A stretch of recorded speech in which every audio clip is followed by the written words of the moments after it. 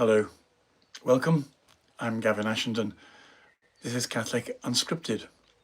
Well, I'm recording in June, so it's Pride Month. And although we've recorded a few pieces about Pride, it's partly because we're responding to the propaganda that secular culture is putting out. I was contacted the other day by someone who was at school just after the school I was at just after me. And what he wanted to do was to show me the site of a pride flag next to the school flag. Now, the school flag is the flag of the cathedral. It's a very old cathedral. It's the place, in fact, in 597, where St. Augustine came to convert the British Isles. Some work had been done already. St. Alban had been martyred in the 3rd century. There were Christian groups and societies particularly influenced by the Celtic strand in the country, but this was the formal evangelistic delegation. And so Augustine of Canterbury and his monks set up base in Canterbury and started a monastery. And in the monastery in 597, they began a school.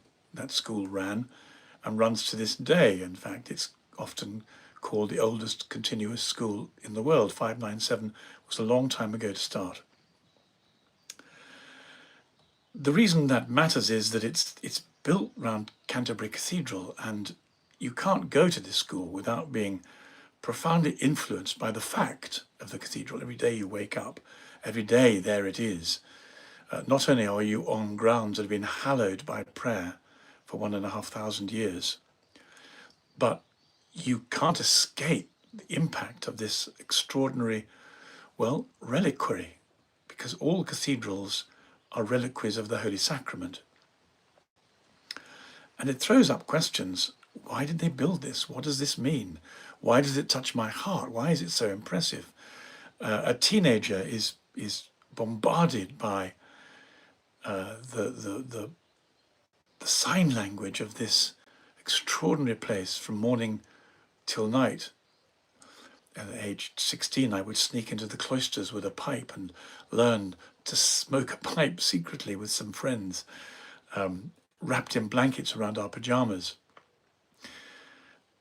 But the cathedral itself had the most profound effect on me. I remember an Advent procession, singing some Palestrina, as I was a choral scholar, and so the really rather good choir sung in the darkness, making this incredible procession surrounded only by 1 or 2 candles, this most beautiful music, the most beautiful music in the world, in one of the most beautiful buildings in the world, expressing the most beautiful love in the world, which it sort of intuited. And so what happens in this cathedral and in this school matters to me a great deal, because it's a place almost of betrothal to God.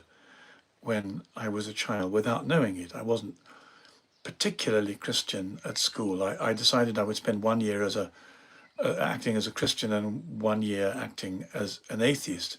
And it was really more about, did I share my illegal bottles of sherry and chocolate biscuits? As a Christian, I shared. As an atheist, I didn't. But it was also about, did I go to the early morning Eucharist in the crypt, in the darkness at 7 o'clock, in the mist? And as I began to go and singing Marbeck, Plainsong, I found myself, simply experiencing the reality of Christ. But there was some gap between the experience of this reality and the submission of my will, which came later, but that's a separate story. So back to the school. This school, formed by Augustine for monks, taken over at the Reformation and turned into an Anglican state school, become in the 19th century one of those rather privileged public schools. We wore wing collars and waistcoats and straw hats when I was there, has given way to pride. And so my friend, Ed Pentin, who's a correspondent for the National Catholic Register, wrote to me, sending me this picture and said, Gavin, what do you think about this? And would you write me a paragraph? So I wrote Ed a paragraph, and I wrote also an article in the Catholic Herald. And what I want to do is to read Ed Pentin's article, because it's just really so good. And in case you didn't get to it, although it quotes me, and I hope you'll, and I apologize for quoting something that quotes me, it's a trifle narcissistic, but it's a way of collecting together the information. Now, the reason for doing this, I think, is that we are surrounded by people who don't take this seriously. They have inevitably fallen for the propaganda that the pride flag is about inclusion and equity, when we know it's about exclusion and paganism. This is a bit of a jump to make, and so we have to keep on explaining why this is. And in our hope that by explaining why this is, we'll be able to persuade the people we live amongst that the things they most value, which are essentially the sanctity and the specialness of the human person, created as a potential child of God, and our freedom of speech and democracy and our quest for the most beautiful things in the world, are at risk, because there is nothing beautiful about neo-paganism. There's nothing beautiful about secularism or materialism. The beauty we're living off is an inherited capital created by those who loved Jesus. So let me read my dear friend Ed's splendid article, and then with a few comments at the end. Canterbury, England, begins Ed. Despite reports of possible early signs of Catholic revival in England, the majority of the country's population continues to beat a path towards a post-Christian future. Perhaps no clearer is this seen than in the month of June, where we now are. Scarcely any Englishmen know that actually it's dedicated to the Sacred Heart of Jesus, but they will know that the month has been given over to the demon of sexual perversity that endangers the salvation of souls, although few, of course, realise this is what it entails, or if they do, they're not allowed to publicly acknowledge it. And there is an internet link to J.D. Vance threatening the government with economic sanctions if it continues to go down the lines of inhibiting our freedom of speech. Ed continues, but if there's one helpful aspect of Pride Month, it is that it sheds light on how far the nation has severed herself from her Christian roots. The festive processions celebrating sinfulness instead of the sacraments are now ubiquitous. Think of all those very gay men in very leather gear, showing so very much of their personhoods, as are the signs and symbols supporting the LGBT agenda, from major supermarket chains and the headquarters of Britain's intelligence services to the British Museum, and even an unappetizing crumble dessert made with a rainbow-coloured top. In the House of Lords, the colours of pride, rainbow flag, are brazenly on show everywhere. This past weekend, to coincide with a Pride parade in the city centre, the King's School in Canterbury, regarded as one of the oldest schools in the world, founded in 597 by St Augustine of Canterbury, on its mission to evangelise the English, proudly hosted the Pride flag above its ancient buildings in the precincts of Canterbury Cathedral. In fact, they were so ancient that when we were in the classroom there in the middle of winter, and holes in the crumbling brickwork appeared, brickwork that was 14th century. They couldn't mend them to keep us warm because of the difficulties of getting planning permission. And so it was quite cold in those days as a 15-year-old in these buildings. But back to the text. This is the second year running the school, whose alumni include World War II Field Marshal Bernard Montgomery and the writer Sir Patrick Leigh Fermor. Ed Pentin and Gavin Ashendon as well, has trumpeted Pride Month. Last year, the prestigious Anglican establishment that was renamed King's in 1541 after King Henry VIII and his dissolution of the monasteries was more enthusiastic. Staff invited pupils to take part in a Pride-themed cupcake decoration, a Pride party cookout, and attend a biopic of Freddie Mercury, a homosexual pop icon of the last century who died of AIDS. The impetus for such out and proud involvement is largely due to the school recently appointing an openly lesbian headmistress. whose wife, in inverted commas, also teaches at the school. The school governors justified their appointments by citing the UK's Equality Act, legislation brought in by the previous Labour government in 2010, which is often used to impose pro-LGBT policies. The Act, the school governors say, enshrines protected characteristics and a commitment to fundamental British values. King's is not alone as a school in acting in this way. Eton College, arguably England's most prestigious private school, has embraced Pride Month and other fads also under the label of equality and inclusion. And its headmaster has described himself as unashamedly woke. But promoting debauchery and licentiousness in the country's once respected schools would have been unthinkable just a couple of decades ago. Catholic theologian and commentator Gavin Ashendon, who attended the King's School in the 1970s, as I, Ed Pentin, author of this piece, did in the 1980s, sees the developments there and elsewhere as symptomatic of a surrender to a new totalitarian political movement dedicated to the eradication of Christianity, because that's what we're dealing with. I have no doubt the people who decided to fly the pride flag think they're adopting a moral position, but their morality is one that surrenders not only the democratic integrity of a culture that generations died to protect and preserve, but explicitly sets out to replace the Christianity that has been celebrated in this place for over 1,500 years, since 597, with a new paganism that celebrates hedonism and collective identitarian politics. It's hard to explain the rationale for this surrender beyond a form of group psychosis, feebleness of thought, and a fragility of integrity. Well, having kindly quoted me, Ed goes on, Ashendon, who co-founded the popular Catholic podcast channel Catholic Unscripted, that's us, believes the King's School, which is steeped in the depths of Christian tradition, has now surrendered to a neo-pagan collectivism, which is a tragedy of the greatest proportions.